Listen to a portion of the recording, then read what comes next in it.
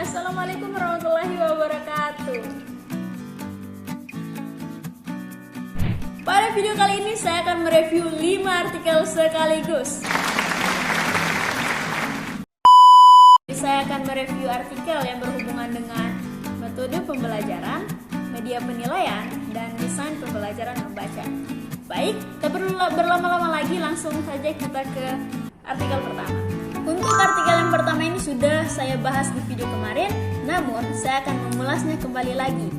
Untuk judul artikel ini yakni Mobile Learning Design for Sight Reading, yang ditulis oleh Maria Theresia Lintang Larasati dan Yudi Sukmayadi dengan volume 519 dan halaman 70 sampai 73.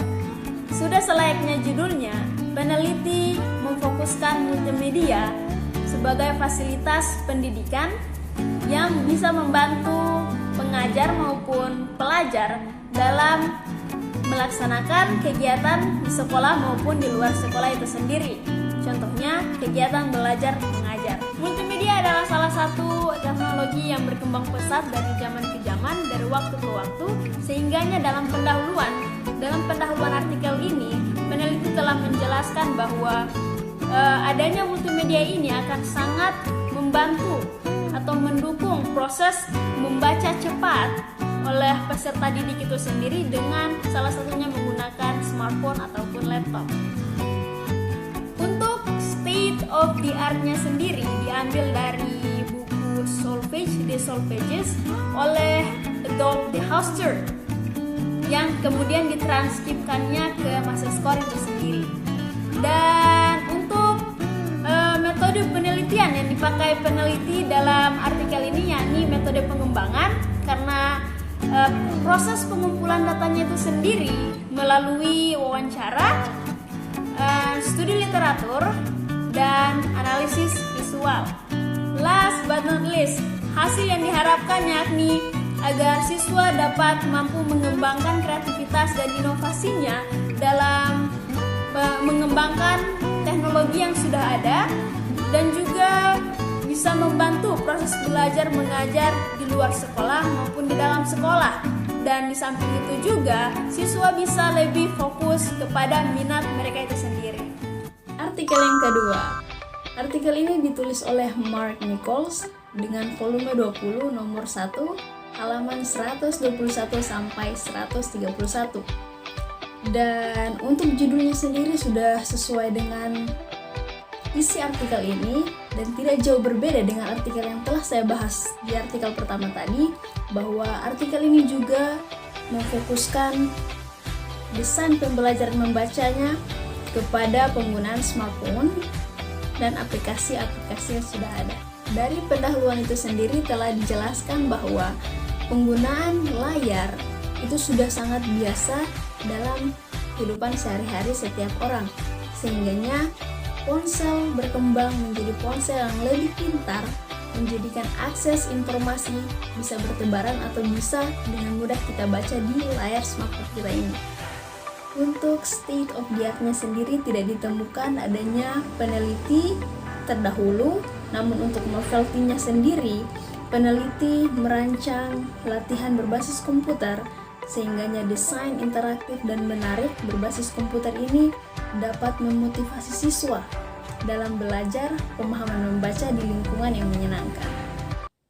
Untuk metode penelitian yang dipakai dalam artikel ini yakni metode penelitian pengembangan, sehingganya teknik pengumpulan datanya melalui media cetak dikumpulkan dalam media cetak dan dikombinasikannya ke dalam printer, komputer, dan internet. Dan untuk hasil penelitian dari artikel ini terdapat banyak perdebatan dari pendidikan itu sendiri, apakah materi untuk pembelajaran jarak jauh ini akan disediakan melalui cetak atau media cetak atau dalam layar smartphone itu sendiri. Namun dalam literatur itu sendiri berpendapat bahwa tidak ada perbedaan yang signifikan apabila pembelajaran dilakukan dalam kedua sistem tersebut.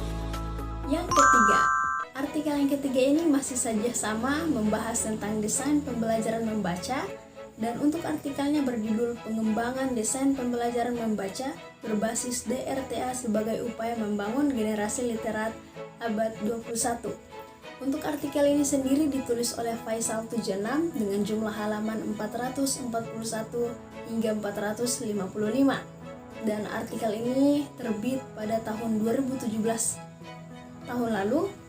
Dan untuk judulnya sendiri sudah sangat sesuai dengan isinya karena isinya membahas tentang keterampilan membaca.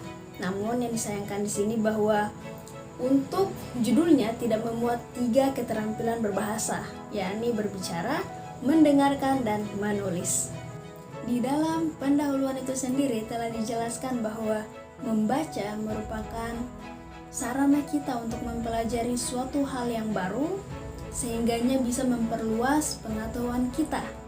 Dan di sini juga dijelaskan bahwa untuk membaca itu sendiri kita harus memahami tahapan membaca, sehingganya apa yang disampaikan bisa kita telaah dengan mudah. Dan untuk novelty dari artikel ini yang tentunya seperti di judul yang saya sebutkan tadi, untuk artikel ini peneliti memfokuskan pada desain pembelajaran membaca berbasis DRTA, Direct Reading Thinking Activity, karena peneliti atau penulis artikel ini beranggapan bahwa pembelajaran saat ini kurang mengadopsi proses pembelajaran literasi secara optimal. Metode penelitian yang dipakai dalam artikel ini yakni metode penelitian pengembangan, karena data dirancang secara terstruktur dan sistematis, dan untuk mengembangkan desain pembelajaran melalui tahapan dan upaya tertentu. Telah dihasilkan bahwa desain pembelajaran berbasis DRTA ini menjadi upaya dalam membangun generasi abad ke-21 di kelas 6 SD. Dan untuk penilaian keterampilan membaca, siswa diarahkan untuk memahami teks-teks bacaan secara utuh, dan juga siswa diminta untuk menjawab beberapa soal yang berhubungan dengan teks bacaan. Artikel yang keempat. Untuk artikel yang keempat ini, saya akan membahas tentang media penilaian. Ya, sudah berbeda dari artikel sebelumnya, bukan? Dan untuk judulnya itu yakni Pengembangan Media Makromedia Plus untuk Pembelajaran Membaca dan Menulis di SMA, yang ditulis oleh Petrus Haryanto dan Suwardi Endaswara pada tahun 2016 kemarin dengan volume 3 nomor 1 dan jumlah halaman 89 sampai 98. Dan untuk judulnya sendiri sudah sangat sesuai dengan isi dari artikel ini, karena di dalam artikel tersebut penulis menggunakan metode pengembangan media Makromedia Plus untuk pembelajaran membaca dan menulis bahasa Indonesia di SMA.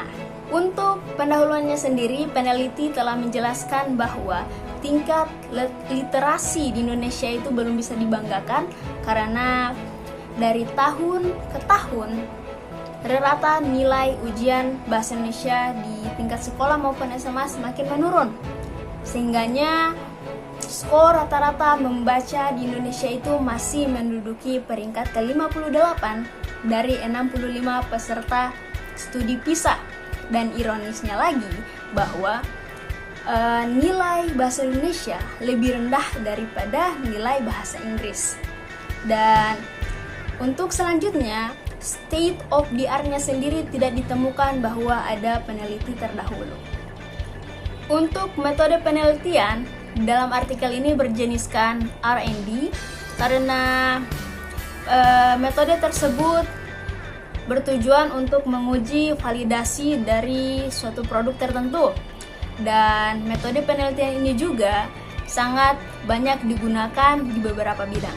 Untuk novelty-nya sendiri, telah kita ketahui bahwa peneliti memfokuskan artikel ini kepada penggunaan media Makromedia Plus sebagai penunjang menulis dan membaca di sekolah atau di SMA itu sendiri.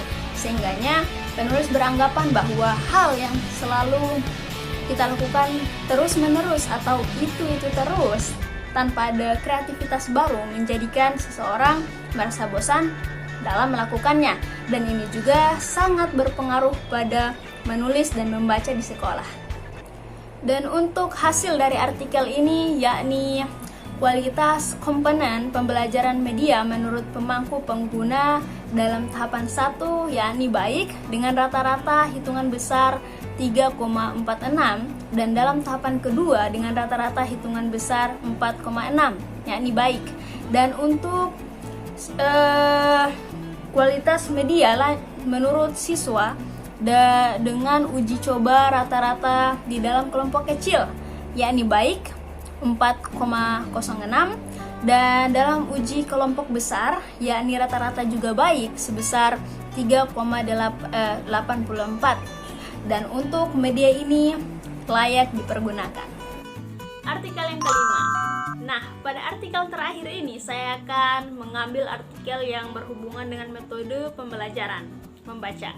Dan untuk artikel yang saya ambil yakni metode pembelajaran berbasis game untuk meningkatkan keterampilan membaca menulis aksara Jawa yang ditulis oleh Budi Prihatmining Tias di tahun 2020 kemarin dengan volume 3 nomor 1 dan jumlah halaman 17-20. Dan untuk judul dari artikel ini tidak sesuai dengan pembahasan di dalam isinya. Karena mengapa? Karena judul artikel ini lebih berfokus pada lebih menggambarkan pada pembelajaran membaca.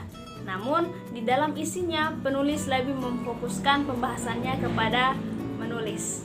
Di dalam pendahuluan artikel ini, peneliti menyatakan bahwa pembelajaran bahasa Jawa masih terbilang sangat monoton, dan untuk pembelajaran bahasa Jawa pun itu masih belum bisa memadai.